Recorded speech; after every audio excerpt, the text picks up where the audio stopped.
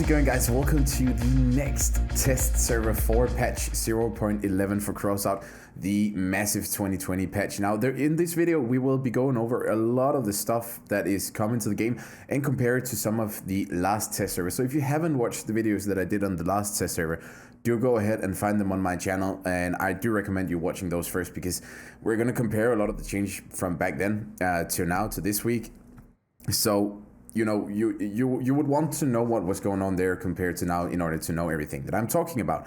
But I feel like let's use this first video to just cover all of the different things that are happening to this server, what they went ahead and kept and what they went ahead and changed based on the previous feedback. First of all, the new rarity. They're not really going to touch the new rarity. It's going to be the way that it is. The only thing is that they have talked a little bit about some of the perks that we have been getting and some of the perks that, you know, will be changed and what will not get a perk. Basically what they're saying is that special weapons will have perks if they are not the first in their series, like for example Synthesis, Emily, Goblin. In other words, if they have a rare analog. So if it's not the first class, sort of first item in its class, which for example the Goblin is the first of its kind here, so it's not going to get a perk. So it's a junk bow, it's not going to get a perk. Piercer, not going to get a perk because it does not have a rare analog.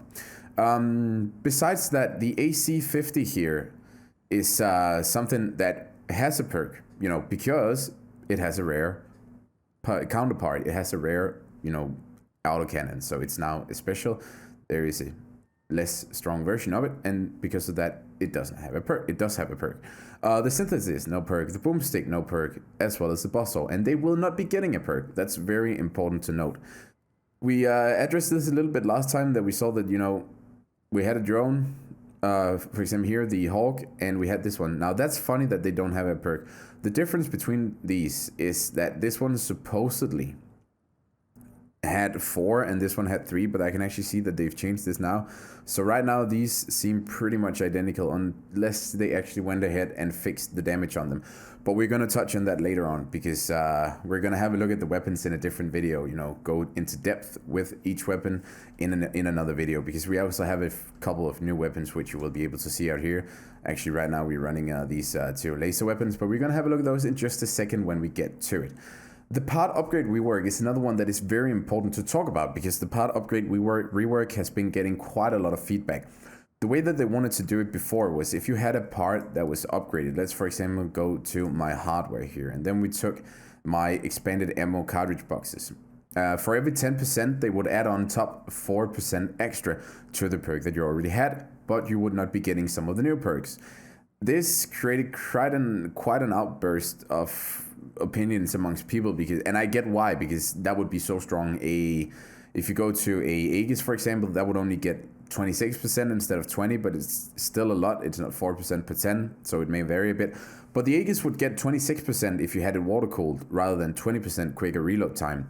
And that just makes it so that even 3 Aegis would literally easily be able to sustain shields all the time without any issues, and also have time to actually rotate in between them.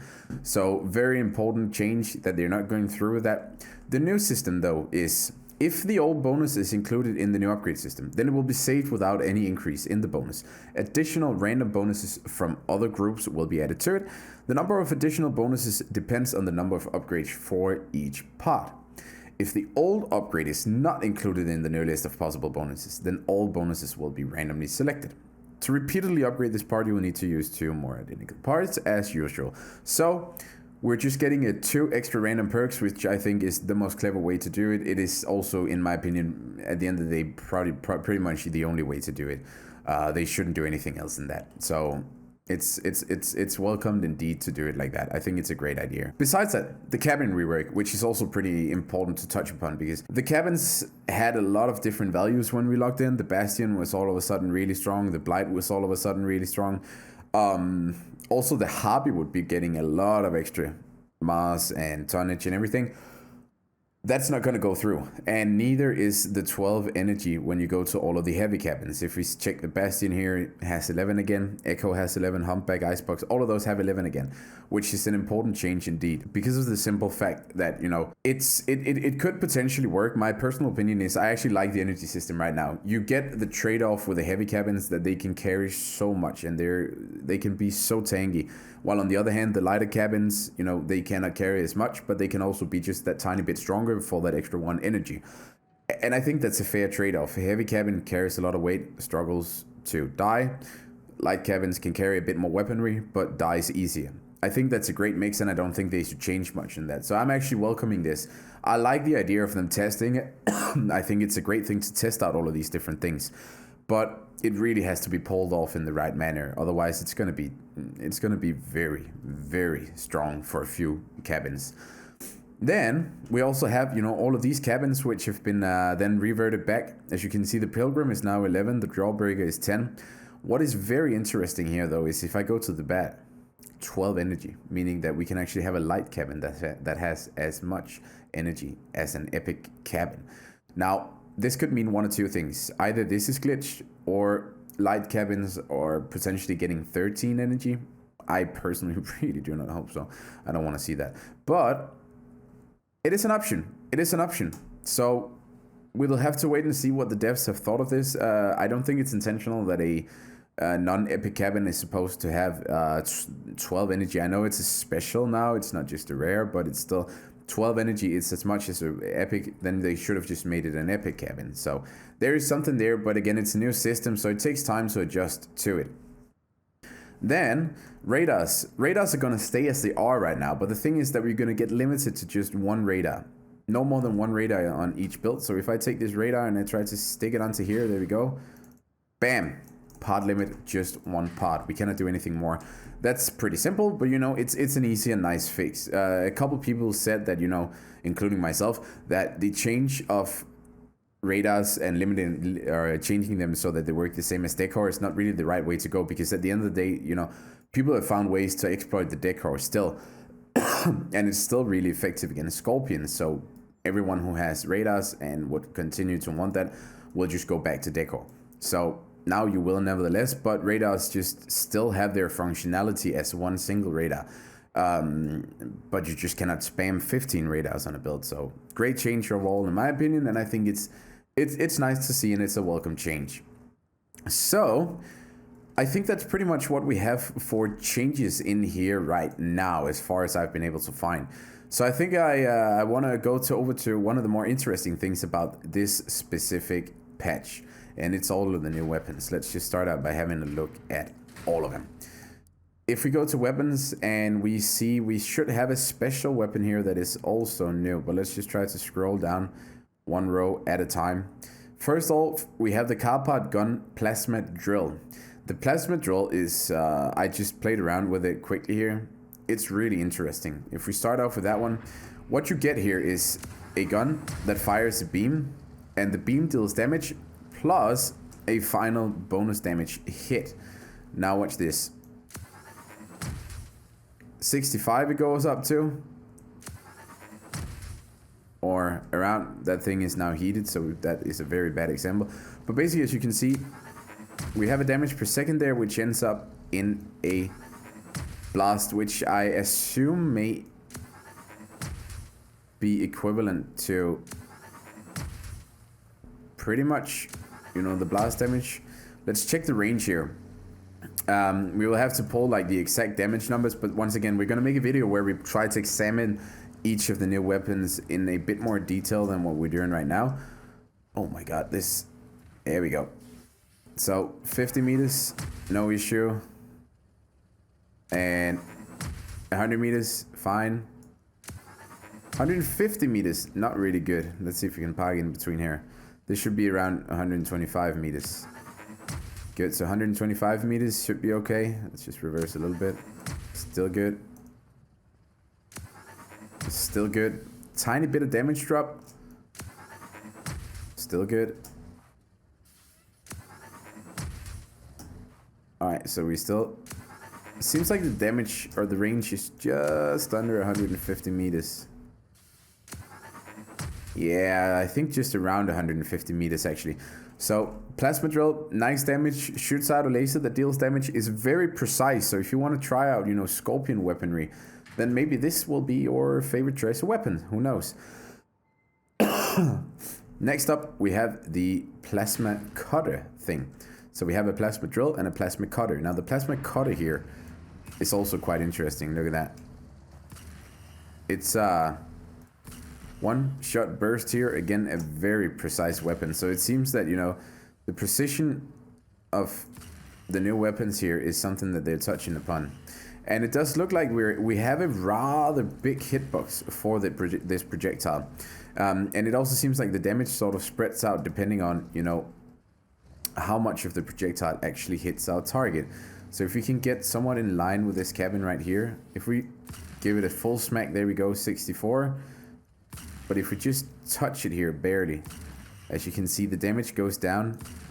So the more of the cutting projectile that we hit with, the more damage we deal, with 64 being the max. Now we don't see any heating effects here, but we could take a look. We cannot see the perk here, but it says something about calculated extra damage. And this one says bullet in burst damage. So maybe this means that we can burst fire it. Let's just check. Oh, okay, it's just a one-click weapon and nothing else. So pretty simple weapons, pretty simple mechanics. Oh my, I haven't... Okay, here's the legendary drone for all of you. That's going to be interesting. Let's see. The next one is the lightning gun, which is a charge one. We can spray out projectiles, or we can choose to burst fire it. Now, let's see what happens here if you just hold it down. Okay, that thing just demolished. If we hold it down, you sort of get a timer here. And if you do not let go, then it overheats. Now, question is, will it deal more damage when it's overheated, or will it just deal damage, you know, take increased damage? Let's see what happens here if you hold it down. 325. So there's, once this weapon is like fully charged, we can actually wait even longer. And the longer you drag it out, the more damage we get. So just these basic tap fires here, that is a very slow moving projectile. I don't know what I feel like I'm playing when I see this, but I don't feel like I'm playing a game, a post-apocalyptic game. Oh, and also the precision gets much better when we charge it, and the projectiles fly faster. As you can see, we actually get a very good precision there, and we also get a tiny bit of AoE, it looks like. Let's see what happens if we just smack it there. Yep, a tiny bit of AoE as well. And then we have a few more weapons down here. Let's go with this one before we go with the drone, because I know the drone is going to be absolutely terrible for most of you guys. And another. Oh, so we have something here that is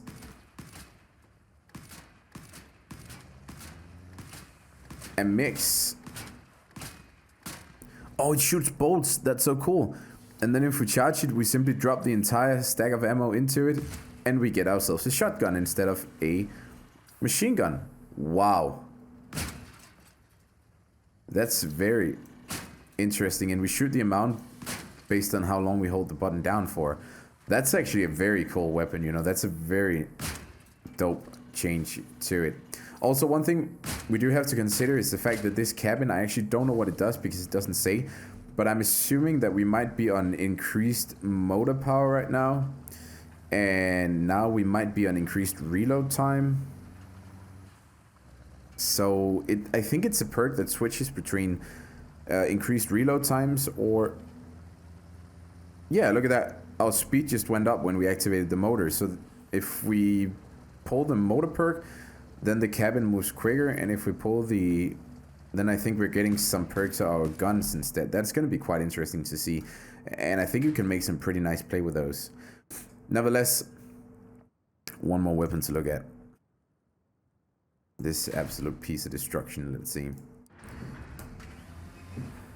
So yes, that is indeed a drone. Now what will you do? think that's what we all want to know.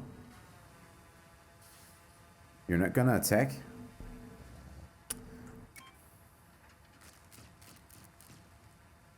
Oh my. So we can simply choose who we want to attack with this drone. I think that has been requested. Wait a minute, can we then send them out and attack? God, please don't let it be like that. No, please don't. Because that's gonna be, oh my god. Worst case, this is gonna be Dronegeddon all over. It's gonna be hard to say what's gonna happen exactly, but worst case is complete Dronegeddon. So let's try to, oh, we don't have any more than 3. Oh, we have 4, good, we have 4. We just need them up here, there we go. So let's try to bring this out. Let's see how close we have to get to our targets here. So, oh yeah, we have to launch them first. We can, oh yeah, you can send your drones out and attack real far away from you. That's gonna be absolutely terrible, and they're just gonna stick to you. We're gonna have to see how far away we can actually drive before they then let go. That target is so far away. How far away can we drive before the drones let go? That's a nasty distance. That's a very nasty distance. We're gonna have to look into that a bit more as well later on, but it seems like you can attack your guys from pretty far away for sure. But yeah, that's all of the weapons. There's one more thing that I actually didn't talk about last time. Clan battles, or did I? I might have talked about it, but let's just talk about it here. Basically, clan battles, it's been reverted to the safe system where people cannot drop out of a rating once they get there. They made a few tweaks to how much uranium you can earn in order to make sure that the market doesn't flood with uranium. Maybe, I don't know why they did it, but rumors has it that was why they didn't go with the last safe system. So what they say is that we plan to return to the system of safe leagues. Let's recall the basic principles. Clan and leagues below Diamond will not be able to drop to the league below the one in which they are until the end of the current season.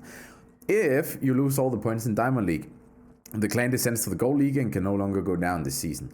If the clan reaches the minimum number of points in the current league, except Diamond, subsequent defeats will not take away rating points. With the start of the next season, all clans will still move to the league below. We plan to add limits to the amount of ore that can be earned weekly in the particular league for victories in battles. The least amount of ore will be in the Bronze League, while in Gold and Diamond leagues you will earn the max amount. Oh, there's like, you'll earn the max amount. Okay, that's fine. And yeah, that's pretty much the overall look of it. I'm going to try to make a video on all of the weapons individually and look at what we get from each of them and just talk a bit about it. And then for those of you who were a bit confused about me saying that I would do a 4th video on the last one, I decided to postpone it until this test server is over and then try to recap everything in between and then talk about what I think all of this will mean for the future of Crossout. So stay tuned, couple of videos coming out for the next couple of days. Hope you will enjoy them. I hope you enjoyed this. If you did, don't forget to subscribe to the channel so that you guys can stay updated too whenever we do this, if you aren't already, that is. Have an amazing day and thank you so much for tuning in. Bye bye.